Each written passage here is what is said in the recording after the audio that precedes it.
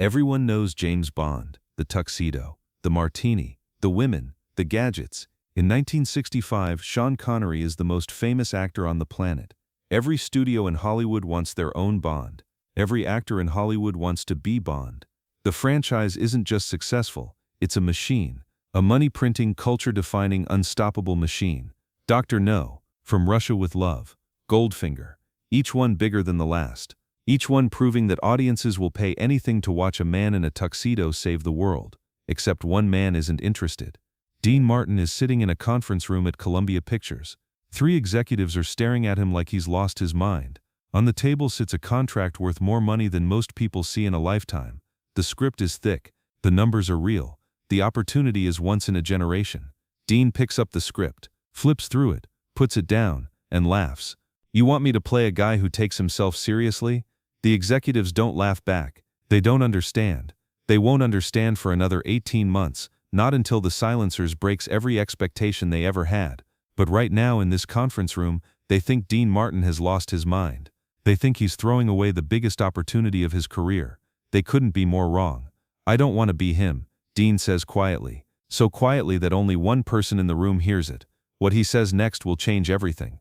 But that's not the story everyone knows. The story everyone knows is about box office numbers and sequel deals. The real story, the one that happened in that conference room, is about something else entirely. It's about the moment Dean Martin looked at the most successful franchise in movie history and decided to destroy it. Not by competing with it, by exposing it as a fraud. To understand what Dean Martin did, you have to understand the spy craze of 1965. James Bond didn't just create a genre, he created a religion. Dr. No in 1962 had been a hit. Goldfinger in 1964 had been a phenomenon. And suddenly, every studio in Hollywood was scrambling.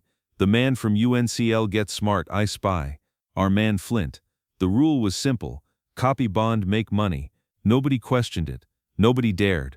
The martini glass had become a symbol. Shaken, not stirred. Every actor trying to copy Bond copied that glass, that tuxedo, that cold stare. Irving Allen had the rights to the Matt Helm novels, serious spy thrillers, exactly what the market wanted. He approached everyone. Paul Newman, the serious actors, they all said no. Nobody wanted to go up against Sean Connery. Nobody wanted to be the poor man's Bond. Nobody wanted to compete with Thunderball, the biggest Bond film of all time, breaking records in every theater it touched. The role was poison, a guaranteed second place in a race nobody could win. Nobody except Dean. It wasn't an obvious choice. Dean was a singer, a comedian, a man who built his career on looking like he didn't care about anything. The industry consensus was clear. Serious roles weren't his territory. But Allen was desperate. The other studios were moving fast. He needed someone, anyone who could carry a franchise. And Dean Martin was the only one crazy enough to say yes. Raymond Colby had been a Columbia executive for 22 years. He had seen everything, but he had never seen anyone laugh at a multi-million-dollar offer, until Dean Martin walked into his conference room. Colby stood in the corner watching, taking notes. He didn't know it yet, nobody in that room knew it. But in 6 months, Dean Martin would turn their guaranteed failure into the biggest joke Hollywood had ever seen, and the joke would make them all rich. Cigarette smoke hung thick in the air. The script sat between them like a dead thing. "The character is perfect," Allen said. His voice was tight, controlled, the voice of a man trying very hard not to lose his temper. Matt Helm, government assassin, cold, deadly, sophisticated. It's exactly what audiences want. Dean didn't respond. He picked up the script again, flipped to a random page, read it silently. His expression didn't change. "This guy has no personality," Dean said finally. "He's a professional killer. He's not supposed to have personality. Bond has personality. Bond is Bond. We're not trying to be Bond." Dean looked up, that lazy smile spreading across his face. The smile that had sold 1 million records. The smile that made women swoon and men trust him with their secrets. But there was something else behind it now. Something sharp. "Then what are we trying to be?" Allen hesitated. It was a small hesitation, maybe half a second. But Dean caught it. Dean always caught those moments. He had learned to read people in the cardrooms of Steubenville, watching men bet their paychecks on hands they couldn't win. You didn't survive those rooms without learning to see the fear behind the confidence. "We're trying to be successful," Allen said, "by copying someone else, by giving audiences what they want." Dean leaned back in his chair. His hand found the bourbon glass on the table, the one he'd brought himself because he didn't trust studio drinks. He took a long sip, let the silence stretch. "Bond is boring," Dean said. The room went cold. Colby, still standing in the corner, felt his stomach drop. Alan's face went pale. The other executives exchanged glances, the kind of glances that said this meeting is over, and we'll find someone else, and Dean Martin just killed his own career. But Dean wasn't finished. Bond is boring, he repeated. He's too perfect, too serious, too careful. Everything he does is calculated. Every word, every look, every goddamn martini. Dean set his bourbon down. Real people aren't like that. Real people mess up. Real people get drunk. Real people don't give a damn about saving the world. They just want to get through the day. Alan's jaw tightened. So what are you suggesting? I'm suggesting we make Matt Helm human. Human doesn't sell tickets. Human is all I know how to play. And then something shifted in the room. The air changed. Dean's lazy smile disappeared. The casual posture straightened. And for just a moment, the executives saw something they had never seen before. Not Dean Martin the entertainer. Not Dino the crooner. But Dino Cressetti, the kid from Steubenville, who had clawed his way out of nothing and learned that the only way to beat the big guys was to make them look stupid. Here's what's going to happen, Dean said. His voice was quiet now, controlled. You're going to let me rewrite this character. Matt Helm is going to be a drunk. He's going to be lazy. He's going to be completely, utterly, magnificently unprofessional. The gadgets are going to be ridiculous. The women are going to chase him, not the other way around. And every single serious moment in this script is going to become a joke. Alan stared at him. You want to turn our spy thriller into a comedy. I want to turn your Bond knockoff into something people actually want to watch. And if we say no, Dean shrugged, that lazy smile returning, then you find someone else to play your boring assassin, and I go back to Vegas where people actually laugh at my jokes. The silence lasted 7 seconds. Colby counted them. 7 seconds of Alan staring at Dean. 7 seconds of Dean staring back. 7 seconds of everyone in that room understanding that everything had just changed. Fine, Alan said finally. Do what you want. Dean picked up his bourbon, raised it slightly. I always do, pal. He didn't know it yet. None of them did. But what happened on the first day of shooting would prove everyone wrong. Everyone except Dean. The Silencers. First day of production. July 1965. The soundstage smelled like fresh paint and sawdust and the nervous sweat of 40 crew members who had no idea what they were about to witness. Dean arrived 15 minutes late. Not because he was unprofessional, but because he wanted everyone waiting. He had learned that trick from Sinatra. Make them wait. Make them wonder. Make them need you before you even open your mouth. The first scene was simple. Matt Helm confronts a villain. The script called for tension, threat, the cold, calculating menace that audiences expected from their spy heroes. Dean had rewritten it 3 times the night before, each version more ridiculous than the last. Phil Carlson, the director, called action. Dean stepped into frame and did something no one expected. The script said Matt Helm should look dangerous, threaten the villain, order a martini. Dean looked bored, yawned, then grabbed a bottle of bourbon from the prop table, unscrewed the cap, and drank straight from the bottle. Cut, Carlson yelled. Nobody moved. Dean wiped his mouth with the back of his hand, looked at the director, winked. What the hell was that? Carlson demanded. That, Dean said, was Matt Helm. The crew didn't know what to do. Carlson looked at Irving Allen, who had been watching from the shadows. Allen looked at Raymond Colby. Colby looked at Dean. And Dean just stood there, bourbon bottle in hand, that lazy smile spreading across his face like he knew something nobody else did. Let's try it again, Carlson said. His voice was shaking. This time follow the script. I am following the script, Dean said. My script. The tension in the room was suffocating. Colby could feel it pressing against his chest. This was a disaster. This was the end of everything. This was, roll camera, Allen said quietly. Everyone turned to look at him. Roll the damn camera, Allen repeated. Let him do it his way. And that's when Tommy Gallagher understood. Tommy was 23 years old, a set assistant who had worked on 3 Bond films in London before coming to Hollywood. He knew spy movies. He knew how they were supposed to work. He knew the formula, the tension, the stakes, the perfectly choreographed action sequences. He had watched Sean Connery deliver those immortal lines with surgical precision, but he had never seen anything like this. Dean wasn't acting. He was dismantling. Every serious moment became absurd. Every dramatic beat became a punchline. The villain would threaten, and Dean would offer him a drink. The girl would swoon, and Dean would look mildly inconvenienced. The gadgets would malfunction spectacularly, and Dean would shrug like it happened every day. It was chaos. Beautiful, deliberate, perfectly controlled chaos. After the 5th take, Dean walked past Tommy, stopped, lit a cigarette. The match flared in the dim light of the soundstage, illuminating Dean's face for just a moment. You worked on those Bond pictures, right, kid? Tommy nodded. His throat was dry. He couldn't find words.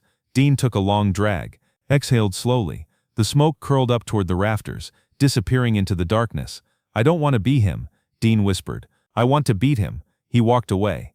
Tommy Gallagher stood there for a long moment, the cigarette smoke still hanging in the air, the sound of the crew resetting for the next take, the distant hum of the air conditioning. He didn't know it then. He wouldn't understand it for years. But he had just witnessed the birth of something new, something that would change everything. In every Bond film, there's a moment, the martini moment, shaken not stirred. It's a ritual, a signature, a brand. The glass is elegant, the order is precise, the message is clear. I am better than you. Dean created his own ritual. He raised his bourbon glass to the camera, smiled that lazy smile, and delivered a line he had written himself, a line that wasn't in any script, a line that would become as famous as anything Bond ever said. "I'd offer you a drink, but I'm drinking it." The crew burst out laughing. Carlson yelled cut, and Matt Helm was born, not as a competitor to James Bond, not as a copy or a tribute or a rival, but as something far more dangerous, a mirror, showing exactly how ridiculous the whole thing had been from the start. The Silencers opened on February 2, 1966. The critics destroyed it. They called it juvenile. They called it lazy. They called it an insult to the genre and a waste of talent and everything that's wrong with Hollywood.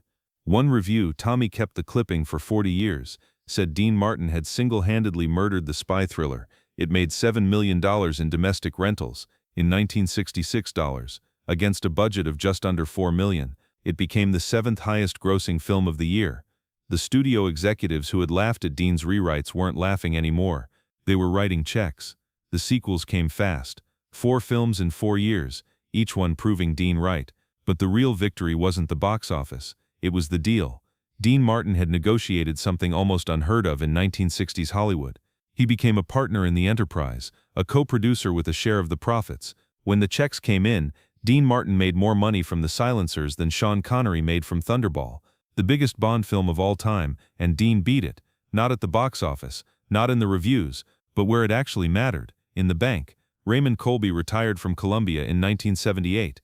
In his last interview, a reporter asked him about the biggest surprise of his career. "Dean Martin," Colby said without hesitation. "We gave him a spy thriller. He gave us a comedy. We thought he was crazy. He made us all rich." The reporter pressed. "Did you ever understand why he did it? Why he wouldn't just play the character straight?"